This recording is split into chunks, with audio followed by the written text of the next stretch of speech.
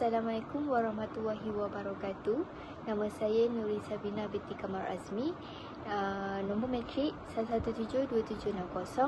Hari ini saya ingin membenarkan individual assignment pejuang saham yang bertajuk Insider Trading, iaitu perdagangan orang dalam. Alhamdulillah, saya sangat bersyukur kerana dapat menghasilkan buku pertama saya yang bertajuk Perdagangan Orang Dalam.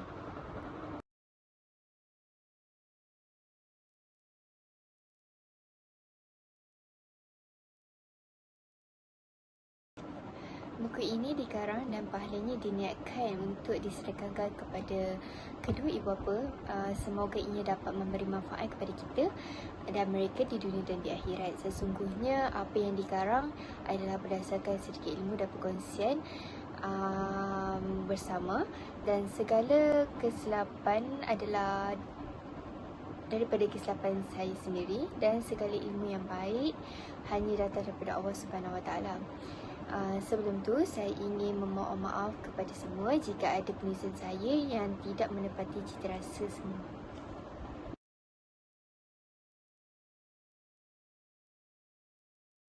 Mari kita lihat kepada isi kandungan.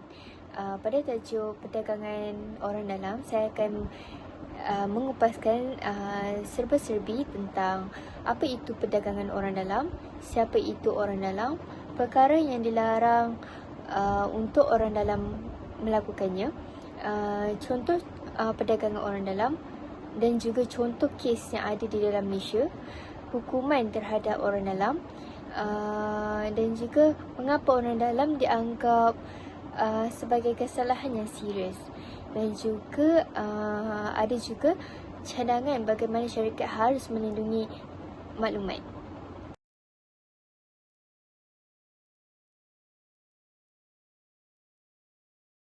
Pertamanya, kita harus mengenali apa itu perdagangan orang dalam. Okey, perdagangan orang dalam adalah jenayah kewangan yang terdiri daripada penipuan.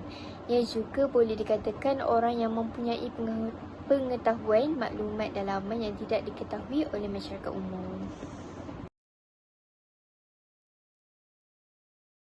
Seterusnya, siapa itu orang dalam? Okey, di sini definisi orang dalam di bawah Akta Pasaran Modal dan Perkhidmatan 2007 CMSA adalah orang yang berhubung dengan syarikat, yang mungkin mempunyai maklumat bukan awam yang berkaitan dengan sekuriti dan juga terhadap harga yang tidak diterbitkan atau menerima maklumat daripada seseorang di syarikat. Baiklah, seterusnya kita akan beralih kepada perkara yang dilarang untuk orang dalam melakukannya. Seseorang yang merupakan orang dalam dilarang melakukan dua perkara. Yang pertama, beli atau menjual sekuriti. Kedua, menyampaikan maklumat dalaman.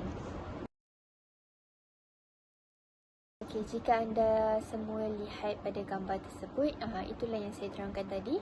Dua perkara yang dilarang untuk melakukannya.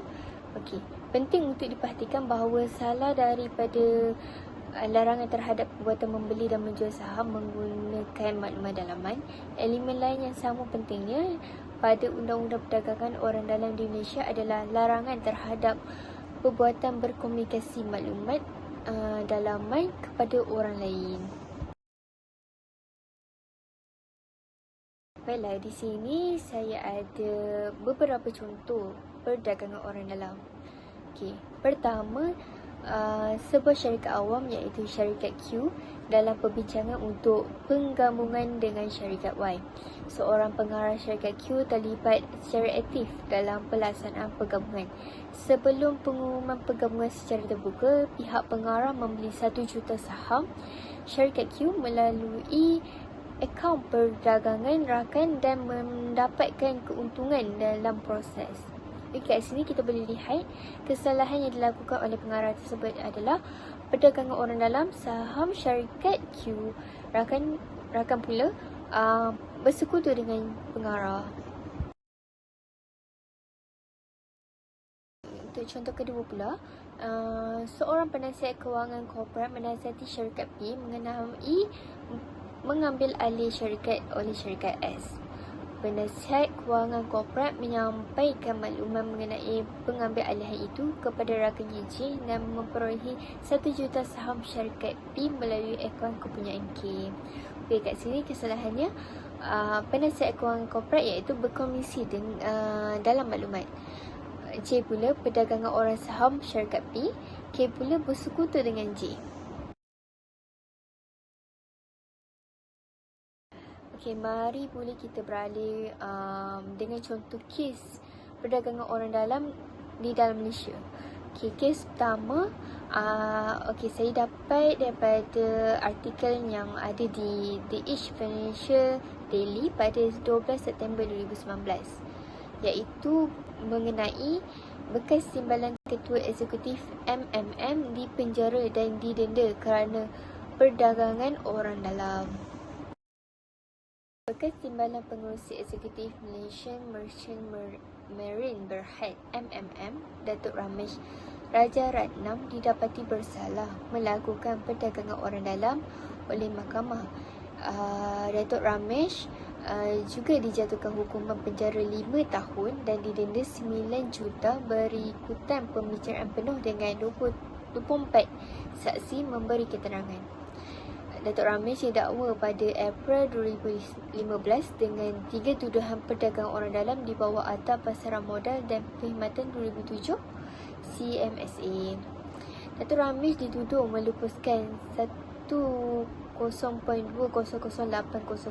saham MMM ketika memiliki maklumat penting bukan awam berkaitan dengan cadangan penurunan oleh Malaysian Rating Corporate Berhad mengenai rating kredit sekiranya hutang Islam Al-Baid bin Tamani Acil MMM. Menurut pengawas selia, pelupusan saham MMM dilakukan pada 11 Januari, 19 Februari dan 22 Februari 2010. MMM, syarikat perkapalan dan logistik, tergolong dalam status PM17 pada bulan Mac 2010 dan dihapuskan dari Bursa Malaysia pada bulan Mac 2011. Perdagangan orang dalam adalah suatu kesalahan di bawah Seksyen 188(2)A CMSA dan membawa hukuman penjara yang tidak melebihi 10 tahun dan denda tidak kurang daripada 1 juta. Berikutan dengan kes kedua pula, perdagangan orang dalam saham Putrajaya Perdana. 3 bersetuju untuk membayar 7.68 juta sebagai penyelesaian dengan Suruhanjaya Security. Okay, mari kita lihat.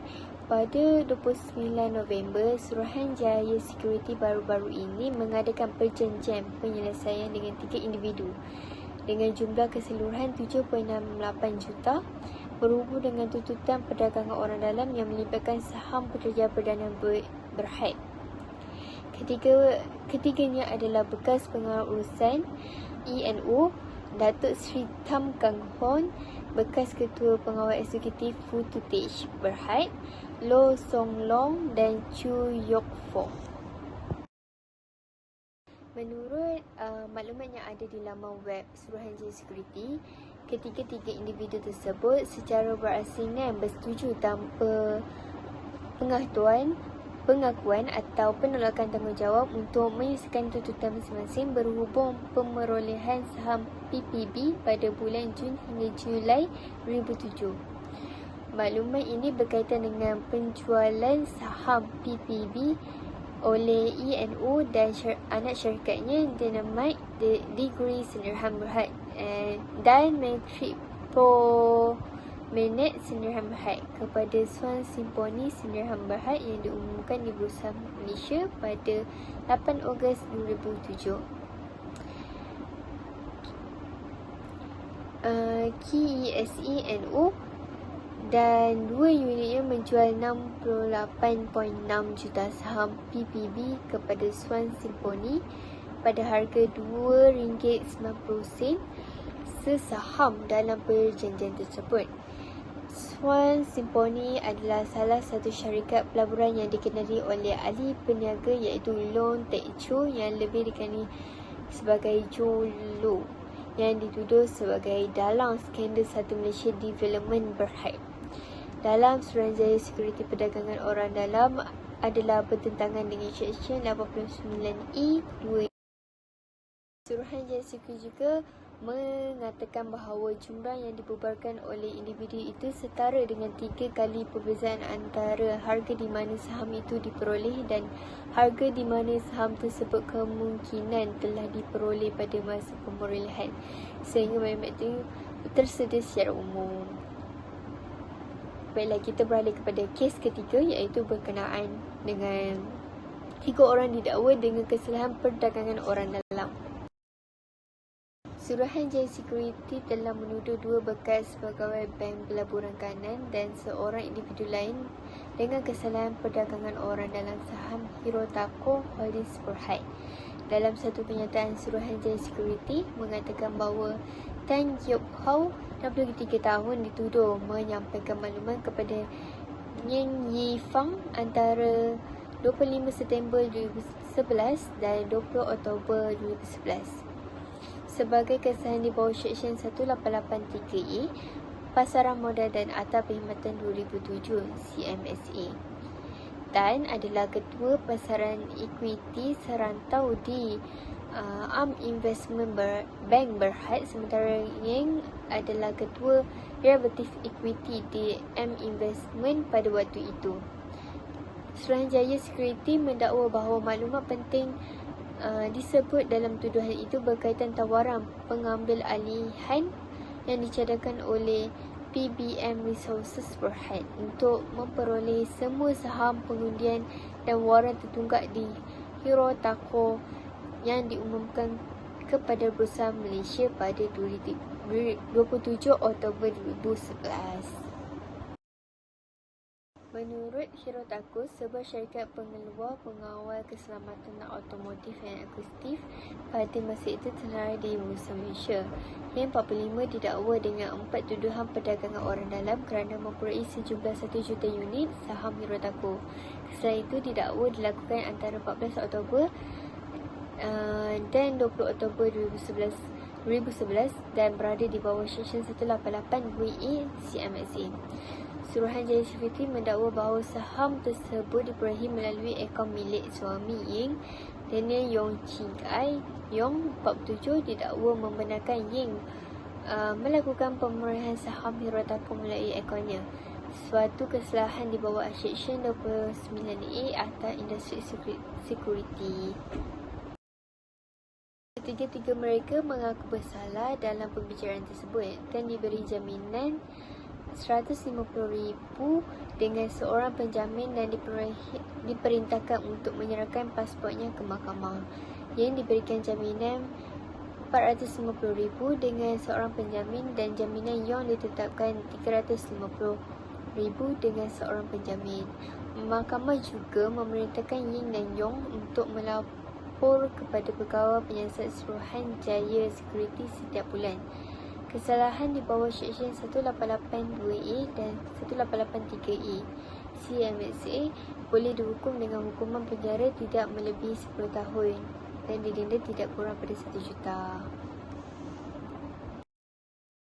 Okey, untuk kes yang keempat, peguam diperintahkan untuk membayar 3 juta kepada Suruhanjaya Sekuriti kerana perdagangan orang dalam. Mahkamah Tinggi memerintahkan seorang peguam kanan membayar kepada Suruhanjaya Sekuriti hampir 3 juta sebagai denda untuk perdagangan orang dalam. Suruhanjaya Sekuriti mengatakan Sri Setan Eli Thambi akan membayar mereka sejumlah 2 juta berdasarkan keputusan mahkamah. 1,989,000 dari jumlahnya sama dengan 3 kali ganda keuntungan yang diperolehi Sri Santan akibat kegiatan haramnya. Hakim Azizul Azmi Adnan memerintah Sri Santan membayar tambahan 1 juta kepada Suruhanjaya Security sebagai hukuman sivil. Dia juga melarang Sri Santan untuk menjadi pengarah di mana-mana syarikat awam untuk tempoh 10 tahun bermula 18 November. Suruhanjaya Security juga dianugerahkan kos sebanyak 100,000. Azmi mengatakan bahawa dia mendapati Suruhanjaya Security berjaya membuktikan tuntutannya dalam saman sivil terhadap Sri Santan kerana melanggar Seksyen 89E 2A Akta Industri Security ketika dia memperoleh 6,000 saham Worldwide Holding Berhad pada tahun 2006 semasa memiliki maklumat penting bukan awam. Okey, seterusnya kita akan lihat hukuman terhadap perdagangan orang dalam di Malaysia. Okey, seseorang itu dijatuhkan hukuman penjara sehingga 10 tahun dan perlu membayar denda tidak kurang daripada RM1 juta. Okey, mengapa perdagangan orang dalam dianggap sebagai kesalahan serius? Perdagangan orang dianggap sebagai kesalahan serius kerana ini melibatkan penyelewengan dan mengambil keuntungan dari dalam maklumat yang semestinya menjadi milik syarikat. Keduanya, orang dalam secara tidak adil memperkaya dirinya sehingga merugikan orang lain berdasarkan maklumat dalaman. Baiklah, kesimpulannya adalah sehingga kini penguatkuasaan perdagangan orang dalam terus menjadi tumpuan penguatkuasaan Suruhanjaya Security. Tindakan berdasarkan komitmen mereka dalam memastikan pasaran saham yang telus dan adil di Malaysia dalam 4 tahun terakhir dari 2014 hingga 2017. Suruhanjaya Security telah memfailkan sebanyak 370 tuduhan jenayah terhadap 38 individu untuk perdagangan orang dalam dan 6 kes sivil terhadap 19 individu melalui tindakan penguatkuasaan awam. Suruhanjaya Security juga berjaya membubarkan sejumlah 7 juta melalui peraturan proses penyelesaian terhadap 23 individu di mana 1,900,000 dikembalikan kepada 525 pelabur. Di sini saya ada memberi sedikit cadangan bagaimana syarikat harus melindungi maklumat dalam. Pertama, sebuah syarikat mesti memastikan bahawa ia meningkatkan sistem dan kawalan pemerintahannya untuk melindungi maklumat penting bukan awam mengenai syarikat. Kedua, sebuah syarikat mesti terus memberi kesedaran di kalangan pekerjanya mengenai kepentingan menguruskan aliran maklumat dalaman.